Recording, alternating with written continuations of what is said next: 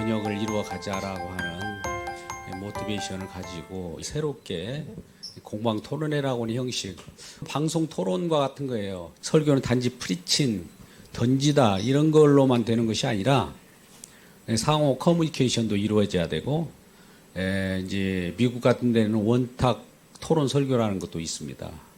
오늘날은 방송이 많이 매체가 발달된 그런 기술적인 요소들이 있으니까 잘 활용해서 정말 고귀한 복음, 그러지 않습니까? 우리 공방 토론에 나올 최고의 고수들이 공방을 벌일 텐데, 그런 부분들이 한국 강단에 많은 관심을 가지고 오늘날 많은 이단이나 사입으로부터 우리를 지킬 수 있는 어떤 계기가 될 것입니다. 그러한 관계 속에서 이런 공방 토론을 마련했습니다. 형식은 정형화된 틀을 가지고 복음을 전하지 않습니다. 언제나 때를 얻든지 못 얻든지 말씀을 증거해야 될 우리 모든 목사님들과 사역자들이기 때문에 그러한 것들 먼저 사전에 알려드리고 마음의 준비를 가져주시기 바랍니다. 코로나가 다시 대유행되어서 거리를 두려고 나오지 못한 분들이 계신지 모르겠습니다만, 마음속에는 이곳에 가까이 온 줄로 알고 우리가 감사를 해야 합니다. 그러면 시간이 좀 지연된 관계로 또 달려보도록 해야 되겠죠. 여러 모습들은 토론의 형식을 갖고 꾸미게 됩니다. 기독교 방송, 하야 방송 채널에서 협조해서 같이 지원하기로 되어 있고 도와주실 겁니다. 내용들도 아마 매체를 통해서 널리 전파될 것이고, 이걸 계기로 해서 앞으로 공방을 벌일 분들이 많이 지금 대기되어 있는 상황입니다. 그래서 우리 모두가 함께 어떤 주제를 가지고 뜨거운 이슈들을 그것을 해소할 수 있는 계기를 마련하고자 했습니다. 여러분들 오늘 진행하는 방법은 우리 유인물을 배려를 해서 소개를 하는 과정 속에 있으니까 한번 보세요. 우리가 오늘 공방 토론회가 일어나는 날 첫날이기도 합니다. 그동안에 작년에는 세미나를 많이 하고 컨퍼런스만 하다 보니 여러 가지 힘든 면도 없지 않아 있었고, 또 지금은 이제 공방 토론이라고 하는 새로운 획기적인 어떤 장르입니다. 그걸 잘 보시고, 오늘은 십자가와 하나님 나라라는 주제예요. 그래서 1시부터 본래 4시 30분까지 진행되는데 지연된 만큼 그대로 지연됩니다. 시간은 충분히 진행을 하는 시간을 할애해야 되니까요. 그래서 복음을 사모하는 사람들과 방청객 한 40여 명이 모여야 되는데 TV 스튜디오 룸으로 생각하시면 됩니다. 토론자로는 정석훈 목사님, 또 그 다음에 이상달 목사님, 그리고 제가 조정자로서 사회를 보게 됩니다. 공개 토론에 따라 기독교 방송에서도 취재가 되고 있습니다. 그러면 먼저 이상달 목사님 나오시겠습니다. 정석훈 목사님, 두 분에서 좌우로 앉으십시오. 네, 오세요. 하야방송의 유성현 대표님 나오셨는데 우리 좀 박수로 한번 환영해 주시죠. 또 함께한 우리 기자 우리 선생님 오셨는데 유한나 선생님이십니다. 유한나 선생님이 잘 지금 컨트롤하고 계실 거예요. 그리고 같이 가까이 계신 목사님, 또 멀리서 오신 목사님도 환영합니다.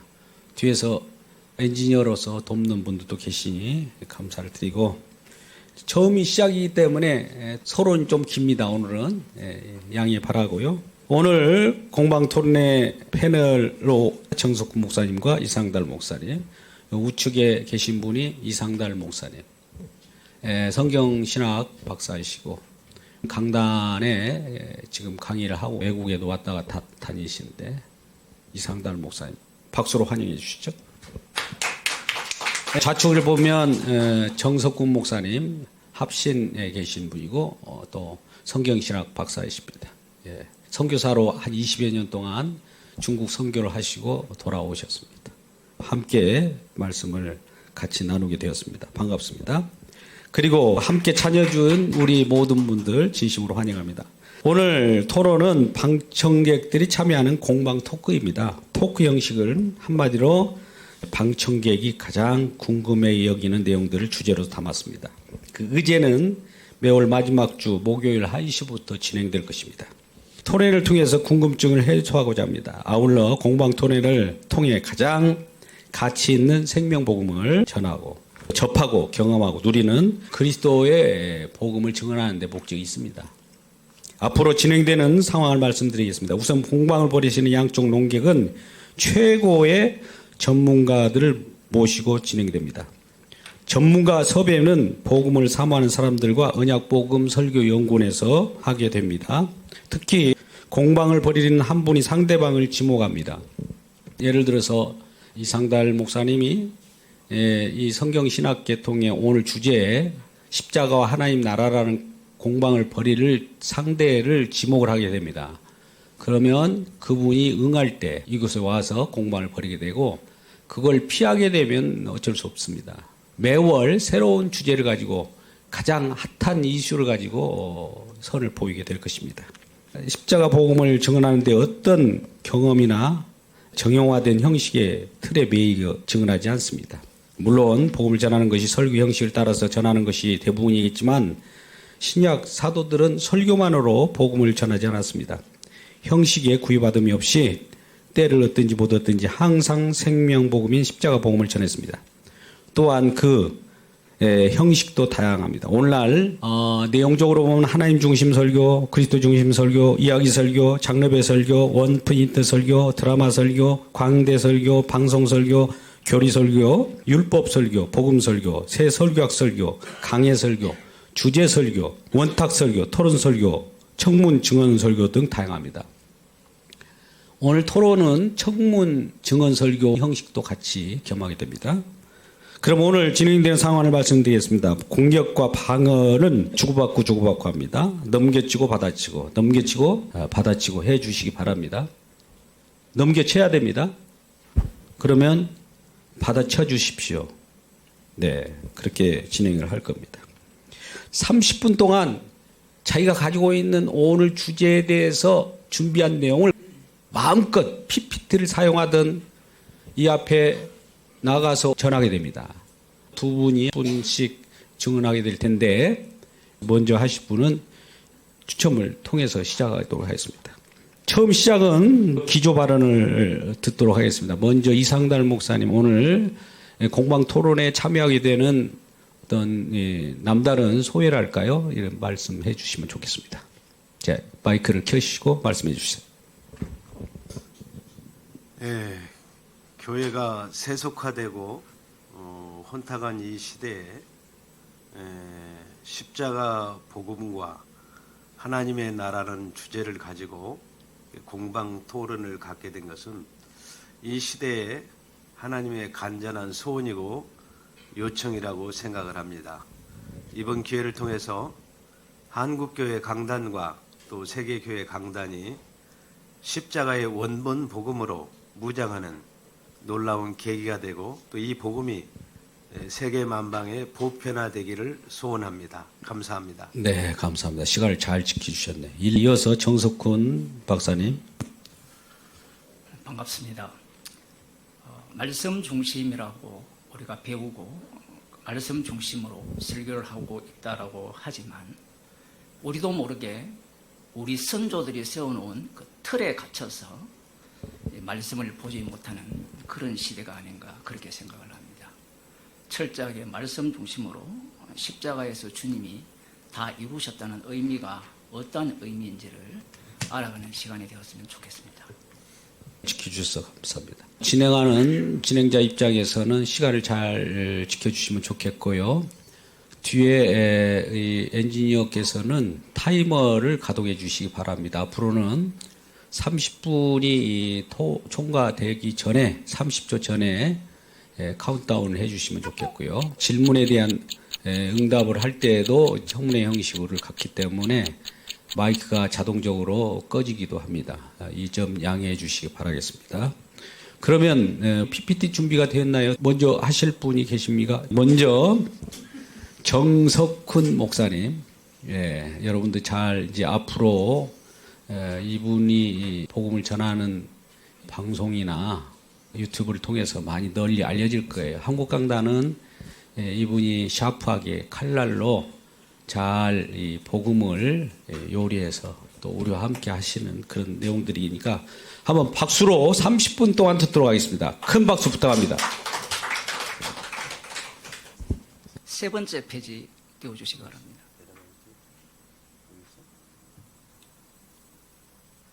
서서 하실래요? 아니면 여기서 앉아서 그대로? 앉아서도 하고 또 서서도 하고. 네, 서서 할 수 있도록 또 해드리겠습니다. 하나님 말씀 히브리서 5장 5절에서 6절 말씀을 보겠습니다. 또한 이와 같이 그리스도께서 대제사장 되심도 스스로 영광을 취하심이 아니요 오직 말씀하신 이가 저더러 이르시되 너는 내 아들이니 내가 오늘날 너를 낳았다 하셨고, 또한 이와 같이 다른 데 말씀하시되 네가 영원히 멜기세덱의 반차를 쫓는 제사장이라 하셨으니 아멘. 이방인들도 하나님 나라에 대한 개념을 갖고 있습니다. 그러면 유대인들이 갖고 있는 하나님 나라 개념은 무엇이냐? 구약에서 하나님 나라를 찾을 수 있느냐라고 하면 구체적인 용어는 등장하지 않습니다. 세례 요한에 의해서 회개하라 천국이 가까웠다라고 천국을 소개하고 있죠. 그러면 그 천국은 어떤 천국이냐? 그 천국은 어떤 천국이냐라고 할 때는 유대인들이 기다린 천국의 의미를 먼저 파악하지 못하게 되면 어떤 문제가 발생하느냐라고 하면 예수 믿고 난 뒤에 우리가 가는 천국을 이야기할 때 그 천국이 유대인이 기다린 천국이 될 가능성이, 하나님께서 이스라엘을 선택을 하셨어요. 이스라엘을 선택하신 이후에 그들을 바벨론 포로로 잡혀가게 하시고 70년 만에 돌아오게 하시면서 마지막 시점에 다니엘을 통하여서 70일의 약속을 하게 됩니다. 그 70일의 약속의 성취가 천국이 되거든요. 그러면 그들을 통해서 기다리는 천국이 어떠한 천국인가를 먼저 알아야 되는 겁니다. 그 천국은 마태복음 6장 8절입니까? 9절에 보면 예수님께서 가르치신 기도 속에서 나오죠. 하늘에 계신 우리 아버지여. 예수님께서 하늘에 계신 우리 아버지여, 아버지의 이름이 거룩히 여김을 받으시오며 라고 기도를 하십니다. 자, 여기에서 우리가 먼저 생각해야 되는 것은 하늘에 계신 우리 아버지를 누구만 아느냐라는 거예요. 예수님께서 주기도문을 가르치실 때 하늘에 계신 우리 아버지는 예수님 외에는 아무도 모릅니다. 제자들도 몰라요. 그러면 하늘에 계신 우리 아버지를 아시는 분은 예수 그리스도밖에 없습니다. 이것을 우리가 먼저 염두에 두셔야 됩니다. 그러면 하늘에 계신 아버지는 인간이 알 수 있느냐라는 질문을 먼저 해야 돼요. 그러면 인간은 알지 못하지만 유대인들이 과연 알 수 있느냐라고 하면 유대인들은 하늘에 계신 아버지를 알까요? 모를까요? 구약에 계시가 있잖아요. 계시가 있으니까 그들은 안다라고 생각을 해요. 왜냐하면 출애굽기 4장에 보면 하나님께서 유월절 어린 양의 피로 그들을 하나님의 아들로 만들었기 때문에 그렇습니다. 그러니 자신들은 구약 성경을 통해서 하늘에 계신 우리 아버지를 알고 있고 이름이 거룩히 여김을 받으시는 방법조차 알고 있다라고 생각을 하는 겁니다. 그런데 예수님께서 가르치신 기도는 어떤 의미를 담고 있는가 하면 너희들은 아버지를 모른다. 너희들은 아버지의 이름을 거룩히 여김을 받도록 할 수 없다라는 의미를 이 주기도문에 담고 있습니다. 왜 그러냐 하면 아버지를 아는 방법은 아들을 통해서밖에 알 길이 없기 때문에 그래요. 아들로 말미암지 않고는 아버지를 알 수가 없고 아들에게 영광을 돌리는 것이야말로 아버지께 영광을 돌린다라고 예수님께서 친히 말씀하셨기 때문에 그렇습니다. 이것이 왜 중요하냐 하면 우리들이 갖고 있는 인식 구조는 하늘에 계신 아버지가 먼저고 그 다음 아들이 두 번째 등장을 하죠. 예수님이 땅에 나타났으니까. 그러면 인간들이 갖고 있는 인식 구조는 하나님이 먼저 계시고 아들이 계시니까 아들을 제대로 알려면 하나님을 먼저 알아야 되는 게 우리들의 논리 구조입니다. 이것이 왜 그러냐 하면 하나님께서 인간을 만들었을 때 인간들이 선악과를 먹었죠. 선악과를 먹은 인간들은 하나님과 같이 되었어요. 하나님과 같이 되었기 때문에 성경을 읽으면서 유대인들이 하나님과 같은 사고방식을 하게 된 겁니다. 그런데 예수님이 이 땅에 오셔서 하시는 말씀은 순서를 뒤바뀌어 버립니다. 하나님 아버지로부터 너희들이 출발해서 메시아를 기다리고 있다면 그 메시아는 어떤 메시아겠느냐라고 하면 요한복음 6장에 나오죠. 자신들의 배를 채워주는 메시아, 아니면 바리새인과 서기관들이 기다렸던 메시아는 어떤 메시아냐라고 하면 자기들이 천국에 가서 최상위 클래스에 오를 수 있는 메시아, 제자들이 그걸 요구했죠. 하나님 나라에 임하실 때 하나는 좌편에 우편에 그러한 그 하나님 나라가 바로 유대인들이 하나님으로부터 출발하여서 창세기부터 출발하여서 메시아를 기다리는 그 과정 속에의 하나님 나라입니다. 그래서 그 하나님 나라의 내용을 들여다보게 되면 철저하게 다윗 언약의 성취가 되는 거예요. 그래서 시편 2편을 한번 우리가 보겠습니다. 시편 2 제가 읽어드리겠습니다. 어찌하여 열방이 분노하며 민족들이 허사를 경영하는고 세상의 구랑들이 나서며 관원들이 스럽게 하여 여호와와 그 기름 받은 자들을 대적하며 우리가 그 맨 것을 끊고 그 결박을 벗어버리자 하도다. 하늘에 계신 자가 웃으시며 주께서 저희를 비웃으시리로다. 그때 분을 바라며 진노하사 저희를 놀래어 이르시기를 내가 나의 왕을 내 거룩한 산 시온에 세웠다 하시리로다. 내가 영을 전하노라. 여호와께서 내게 이르시되 너는 내 아들이라. 오늘날 내가 너를 낳았도다. 내게 구하라. 내가 열방을 유업으로 주리니 네 소유가 땅끝까지 이르리로다. 네가 철장으로 저희를 깨뜨리며 질그릇같이 부수리라 하시도다. 그런즉 군왕들아 너희는 지혜를 얻으며 세상의 관원들아 교훈을 받을지어다. 여호와를 경외함으로 섬기고 떨며 즐거워할지어다. 그 아들에게 입맞추라. 그렇지 아니하면 진노하심으로 너희가 길에서 망하리니 그 진노가 급하심이라. 여호와를 의지하는 자는 다 복이 있도다. 다윗 언약에 의하면 사무엘하 7장 13절 이하를 보게 되면 이 다윗의 이 후손을 통하여서 다윗 왕국이 영원할 것을 약속을 합니다. 그러나 그들이 범죄로 말미암아 멸망을 당하고 포로에서 돌아오지만 이사야 선지자의 예언을 통하여서 에레미야나 에스겔의 예언을 통하여서 다윗 왕으로 오시는 분이 시온 산에서 영원히 통치할 것을 약속을 하셨습니다. 그 약속에 대한 해석을 유대인과 예수님 당시에 남은 자가 유대인인데 그들이 시편 2편을 근거로 하여서 메시아 왕국을 기다리고 있다는 사실입니다. 그런데 방금 제가 처음 히브리서 5장에 읽은 내용은 시편 2편의 말씀과 시편 110편 말씀을 섞어버렸어요. 섞어버리면 어떤 사태가 발생하느냐 하면 시편 2편에 일어나는 철장으로 다스리는 그 하나님 나라가 시편 110편으로 가게 되면 대제사장으로서 다스리는 나라로 바뀌어버립니다. 그 내용이 지금 시편 110편에 나오는데 시편 110편에 대한 내용들은 우리들이 너무나 잘 알고 있기 때문에 제가 한번 읽어드리겠습니다. 1절을 보게 되면 여호와께서 내 주에게 말씀하시기를 내가 내 원수로 내 발등상 되게 하기까지 너는 내 우편에 앉으라 하셨도다. 이 말씀에 대한 해석이 다윗 언약에 대한 해석의 관건이 됩니다.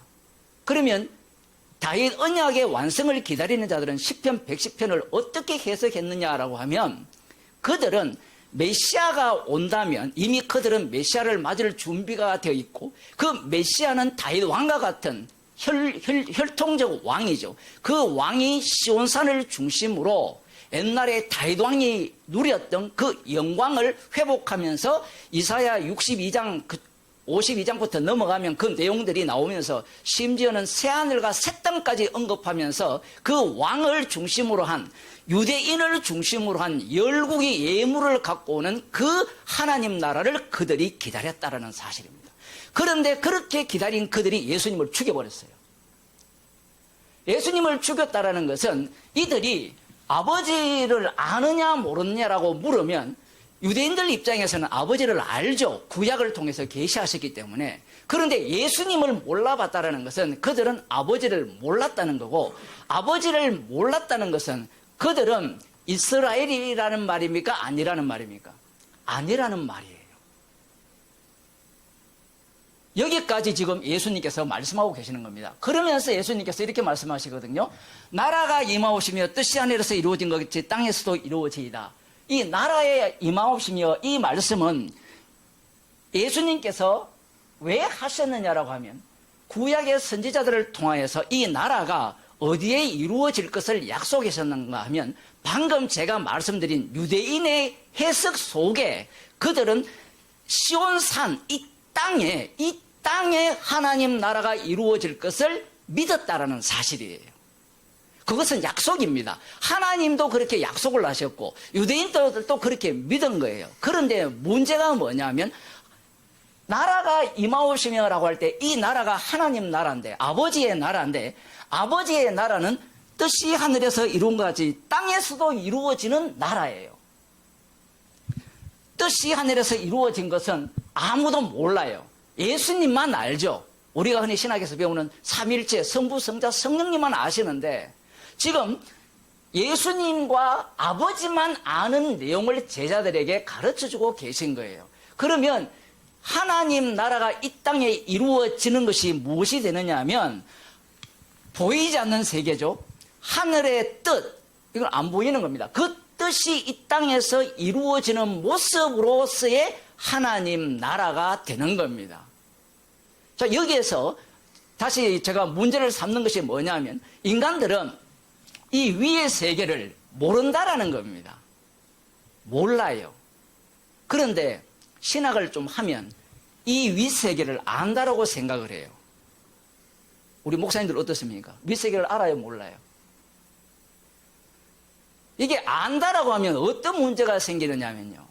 하나님께서 우리를 계시해 준 만큼 우리가 알 수 있다라고 신학교에서 다 배웠죠. 계시 밖을 벗어날 수 있습니까? 없습니까? 없죠. 그러면 계시 안에서만 해결이 되는 거예요. 그러면 이 하늘 위라는 것은 감추어진 세계죠. 그 감추어진 세계를 아들을 통해서 이 땅에 드러내신 겁니다. 그러면 이 감추어진 하늘나라를 어디를 통해서 정확하게 알 수 있느냐라고 하면 아들을 통해서 이루어진 이 땅에서 이루어진 하나님 나라를 통해서 알 수 있다라는 겁니다. 방법은 딱 하나밖에 없어요. 요한복음 5장에 나오듯이 나를 믿는 자는 아버지를 믿는 거고 나를 영화롭게 하는 것이 아버지를 영화롭게 하는 거예요. 근데 삼일체로 들어가 버리면 이 순서를 깨버립니다. 깨버리면 아버지를 영화롭게 하는 게 아들을 영화롭게 하는 것이지 않느냐라고 우리는 그렇게 생각을 하잖아요. 그런데 이 해석이 왜 문제가 되느냐 하면 이제 중요한 얘기로 왔는데요. 여러분 에덴 동산을 처음 만들었죠. 창조주 하나님이 에덴 동산을 사수합니까? 파괴합니까? 답변을 한번 해보세요. 사수합니까? 파괴합니까? 파괴하죠. 에덴 동산에서 쫓겨내가지고 화영금을 만들어 놓고 그 다음 화영금을 열어서 다시 예수님의 피로 에덴 동산으로 인도하는 세계가 천국입니까? 아니에요. 성경을 잘 읽어보면 한번 봅시다. 이스라엘이 참 이스라엘입니까? 아닙니까? 아니죠. 로마서로 가면 이스라엘을 만들어 놓고 이스라엘을 깨버립니다. 심지어는요, 창조주 하나님이 창세기에 나오죠. 그죠? 그런데 요한복음 1장으로 가면 뭐로 나옵니까? 말씀은 항상 십자가에 못 박혀 죽으시고 부활하신 주님을 말씀으로 이야기합니다.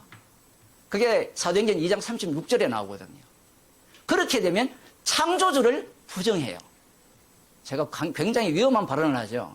창조주를 부정을 하지 않는 것은 복음이 아니에요. 구약에 보면 하나님 죽는 게 나옵니까? 안 나옵니까? 죽는 하나님이 있어요? 없어요? 없죠. 그런데 예수님은 진짜 하나님의 아들이신데 죽으시죠. 왜 이렇게 계시를 통해서 역사적 사건을 통하여서 계시 자체가 계속해서 바뀌느냐라고 하면 이것을 언약의 변천이라고 볼 수 있는데 옛날 언약은 폐기합니다. 폐기를 하는 거예요. 일종의. 폐기한다고 해서 그 의미는 사라지지 않지만 지금 방주 지으면 구원받습니까? 정신 나간 사람들이 방주를 지어서 세계 종말을 준비해야 된다 이러는데 그래도 구원 못 받아요. 어린 양 피로만 구원을 받을 수 있죠. 그래서 지금 하늘의 세계가 땅에 이루어지는 방식이 뭐냐 하면 시편 110편인데 시편 110편의 성취가 사도행전 2장 36절입니다.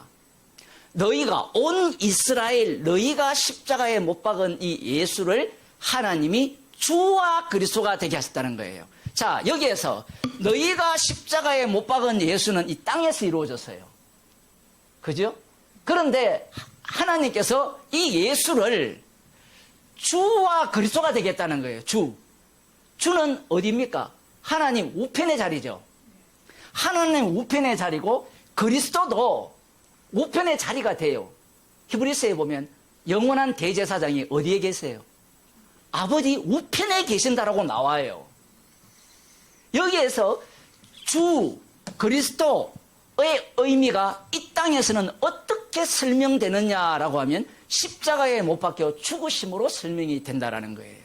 자, 여기에서 이제 시편 110편에 내 원수로 내 발판 대기 하기까지 너는 내 우편에 앉아서라 했죠. 그러면 주의 자리에 올라갔죠. 올라가서 발판이 언제 됩니까? 마지막 날 사망이 심판받는 날, 고린도전서 15장 26절입니까? 거기에 나오고 또 요한계시록의 20장 21장에 보면 마지막에 사망할 것은 마귀도 심판을 하고 영원한 지옥불에 가고 거짓 선지자도 지옥불에 가고 이렇게 나오거든요. 그 발판 대기 하기까지 너는 내 우편에 앉아서라 했는데, 그러면 이 땅에서 예수님께서 십자가로 마귀의 권세를 멸했습니까? 멸하지 않았습니까? 멸했죠. 이게 지금 모순되는 이야기입니다. 발판은 언제 되느냐면 주님이 강림할 때 돼요. 강림할 때 이제 이들이 영원한 지옥불로 가는데, 실제로 예수님께서 골로새서 2장 15절에도 나오고 십자가로 모든 그 악마의 권세를 이겼습니다. 마태복음에서도 강한 자가 강한 자를 사로잡고 거기에서 구출해야 된다고 하시거든요. 그러면 승리하는 대목이 두 대목으로 바뀝니다. 근데 두 대목으로 바뀌는 그 자리가 바로 십자가예요. 십자가에서 예수님께서 승리를 하시게 되면 이 땅에서도 승리를 하여서 왕노릇 하시게 되고, 언제까지? 내 원수가 발판 대기 하기까지. 그러면 발판이 되는 그때가 예수님이 오실 때인데, 예수님이 오시게 되면 이제 어떤 사태가 벌어지는가 하면 이제 사망도 끝나고 모든 것들이 영원한 지옥불로 가게 되어 있다는 겁니다. 그래서 지금 여기에서 지금 예수님께서 이 시편 110편과 다윗 언약의 그 성취가 어떻게 되느냐라고 하면, 유대인들은 이게 없어요. 이 공백이 없어요. 일직선으로 되어 있죠. 일직선으로 되어 있면서 71회가 완료가 되면 그 다음부터 영원한 메시아 왕국이 돼요. 천국이 됩니다. 그게 유대인들이 기다리는 천국입니다. 그런데 예수님이 만드신 천국은 어떻게 바뀌느냐 하면, 구조가 여기에 보면 유대인들은 이렇게 가거든요. 이렇게 가면 그들은 이것이 다윗 왕국이라고 생각을 하는데, 예수님께서 완성하신 천국은 어떤 천국이냐? 2단계로 되어 있어요. 내 원수로 발등상 태기하기까지 너는 내 우편에 앉아 있어라. 그걸 고린도전서 15장 25절에서는 부득불 왕노릇 하시리라고 표현하고 있어요. 히브리서도 마찬가지고. 그 왕노릇은 어디에 사느냐 하면요, 땅에서 해요. 언제까지? 원수가 발등상 태기하기까지. 그 땅에서 예수님께서 왕노릇 하시는데, 그 왕노릇 하시는 모습이 앞서 본 십자가 사건의 모습이에요.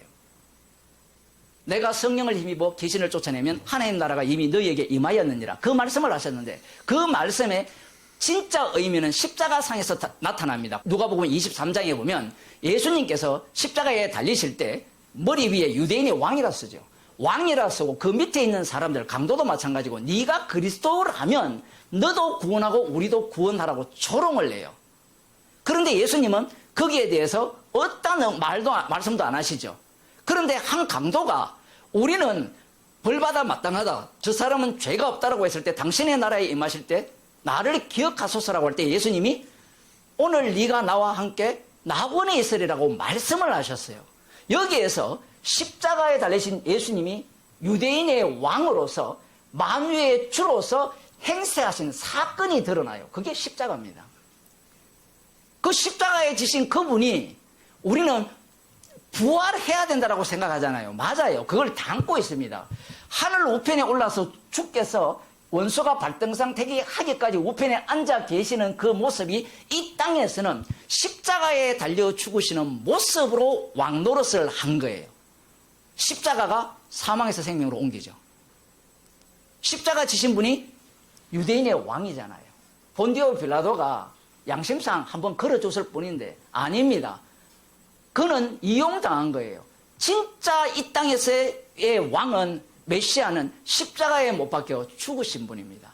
그분에 의해서 천국 갈 자와 지옥 갈 자가 나누어지는 거예요. 이 사건이 시간 다 돼갑니까? 이 사건이 무엇과 연결되느냐 하면 사도행전 7장을 한번 보고 제 말씀을 마치겠습니다. 사도행전 7장 스데반 집사님이 복음을 전하죠. 54절부터 보면 저희가 이 말을 듣고 마음에 찔려 저를 향하여 이를 갈거늘. 그러니까 스데반 집사님이 설교를 하는데 설교의 내용은 그들의 악함을 드러내는 거예요. 목사들의 설교가 이래 해야 돼요. 그 기준은 십자가입니다.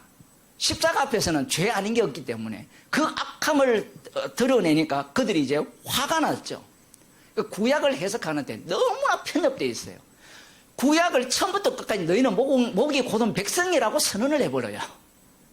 그러자 듣는 자들이 마음에 찔려 저를 향하여 이를 갈거늘 스데반이 성령이 충만하여 하늘을 우러러 주목하여 하나님의 영광과 및 예수께서 하나님 우편에 서신 것을 보고 하나님 우편에 서신 것을 봤다 했잖아요. 그게 내 원수로 발등상 태계가까지 내 우편에 앉아 계시라는 거예요. 그러면 우편에서 주의 자리에 계시면서 땅에서 왕노릇을 어떻게 하시느냐라고 하면 지금 스데반을 통하여서 스데반 속에 그리스도의 영을 주셨죠. 그리스도의 영을 주셔서 십자가의 피 복음을 전함으로 말미암아 왕노릇하는 현장이 되게 합니다. 어떻게? 돌에 맞아 죽어버려요. 예수님이 주님이라면 이 땅에서 왕노릇하는 모습을 어떻게 보여야 되는가? 제가 지금 이 말씀을 준비하면서 이 톰 라이트나 김세윤 교수의 문제를 지적하고자 하는 거예요. 주대심을 인정하자면 우리는 어떻게 생각합니까? 말씀 순종하자. 이것밖에 생각 못해요. 그게 유대교입니다. 그런데 예수님의 주대심을 인정하게 되면 모든 인간들은 주가 어디에서 됐습니까? 너희들이 십자가에 못 박은 이 예수를 주와 그리스도가 되게 하셨다고 했죠. 그러면 예수 그리스도가 주가 되려면 우리들은 십자가에 못 박은 예수님 앞에 죄인으로 드러난 겁니다. 그래서 스데반이 돌에 맞아 죽는 현장이 시편 110편의 실제 현장이에요. 내 원수로 발등상 되게 하기까지 너는 내 우편에 앉아 계셔라. 주님으로서 우리가 보기에는 할 수 있는 게 아무것도 없어요. 보고만 구경만 해요. 돌에 맞아 죽는데 구경만 해요.